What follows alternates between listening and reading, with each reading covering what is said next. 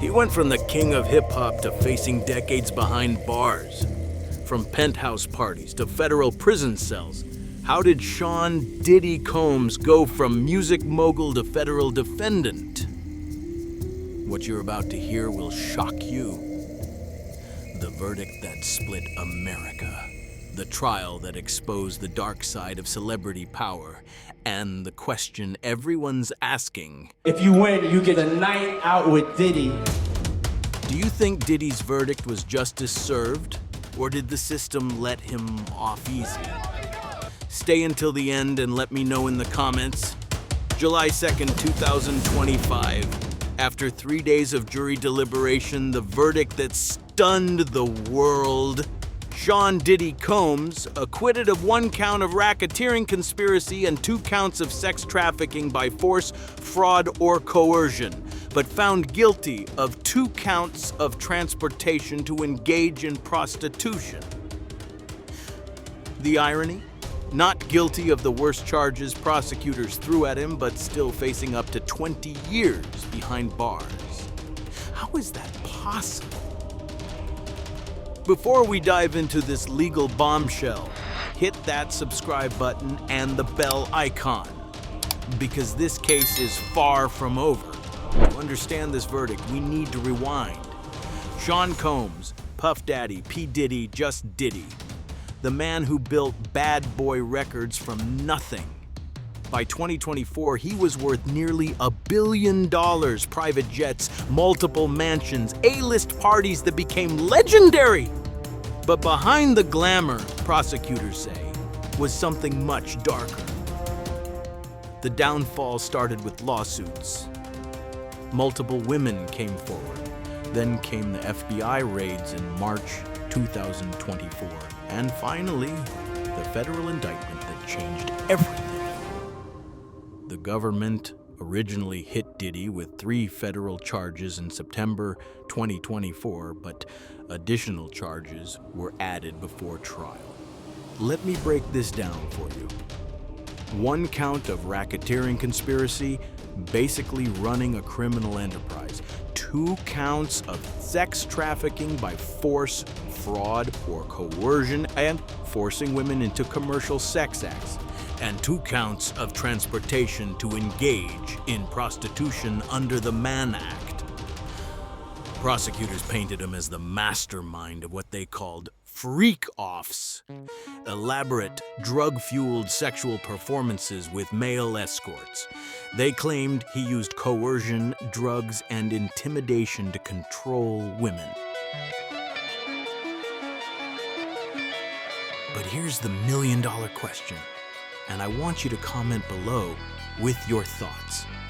Do you think celebrities get away with more because of their fame? Or are prosecutors making examples out of stars like Diddy? Hit the comments and let's discuss. The prosecution's star witness Cassie Ventura, Diddy's ex-girlfriend and former bad boy artist. Cassie's testimony was devastating. She described years of alleged abuse, being forced to participate in these freak-offs, and in a pattern of control that lasted over a decade. Remember, Cassie had already settled with Diddy for an undisclosed amount in November 2023, just 1 day after filing her explosive lawsuit. But for this trial, she took the stand and told her story under oath. The defense tried to poke holes in her wicked credibility, pointing to that massive settlement. But the jury heard every word of her testimony. The question is, did they believe her? Diddy's legal team, led by Mark Agnifilo, had a controversial strategy. They didn't deny the parties happened. If you win, you get a night out with Diddy.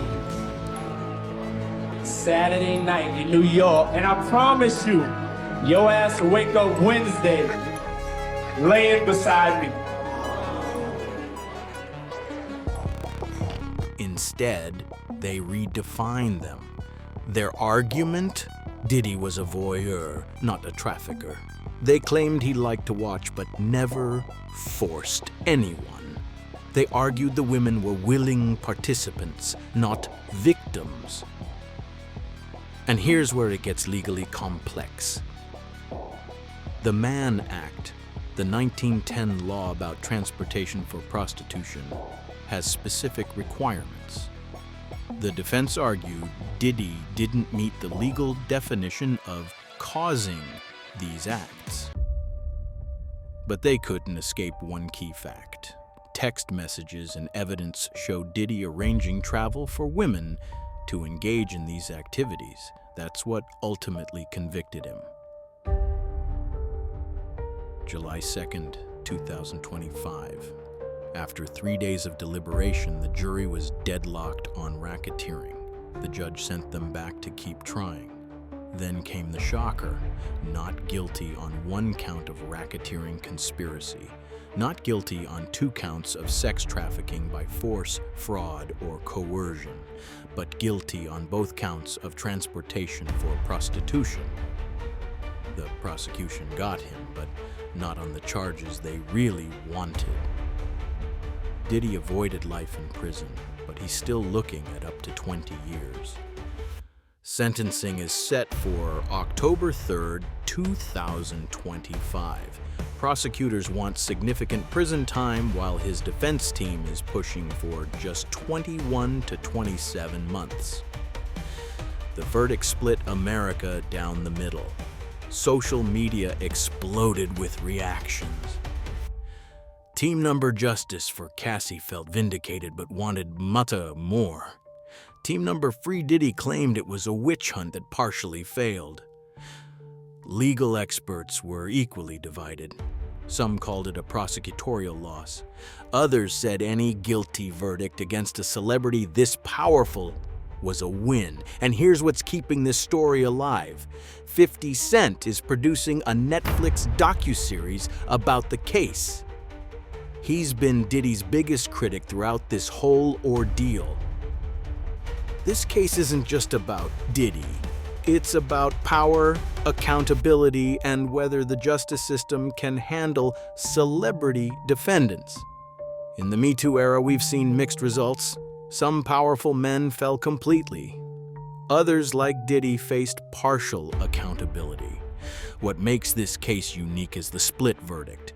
The jury believed some of the prosecution's case, but not all of it. They drew a line between what they could prove and what they couldn't. So here's where we stand. Sean Diddy Combs, acquitted on the major charges that could have destroyed him, but guilty on federal crimes that will still send him to prison. October 3rd will determine his fate.